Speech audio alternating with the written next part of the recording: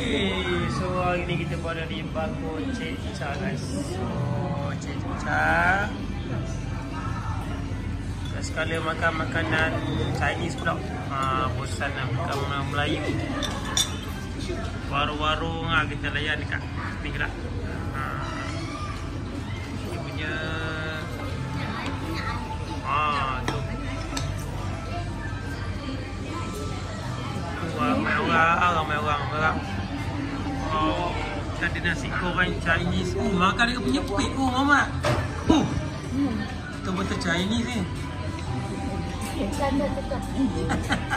Nak rasa Amat, nak rasa pengalaman pakai chopstick. Amat, betul lah orang Cina, orang Jepun makan ni lah pakai chopstick kan.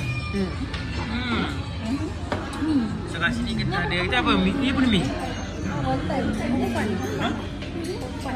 Hong Fan. Ada Hong Fan. Makan apa? Roti mak? Roti. Tak.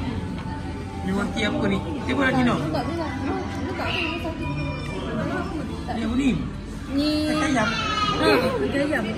Ya, hijab dia. Ni mana? Mau makan apa mak? Wah, mau makan Maggi. Semua makan Maggi lah. Ada pelik pakai macam tu. Oh, su makan Char-Kway-Teow. Char-Kway-Teow makan.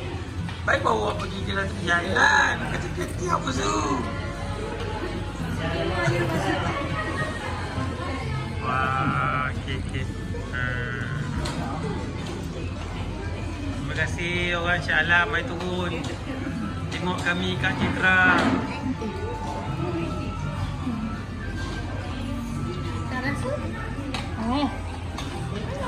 Makan.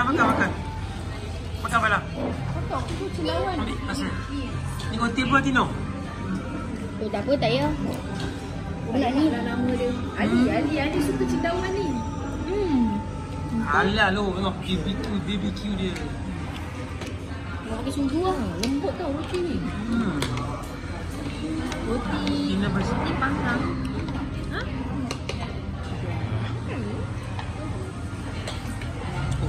Mak ada apa ni? Kopi. Minum. Oh, Milo tengok cawan dia macam ni. Ni kita ada air minuman. Air minuman makan kadang Cina. Makanan orang Cina. Okay, so ni lah pemandangan dia.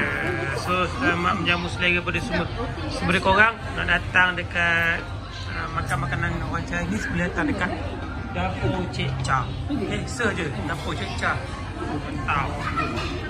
Nak makan lah.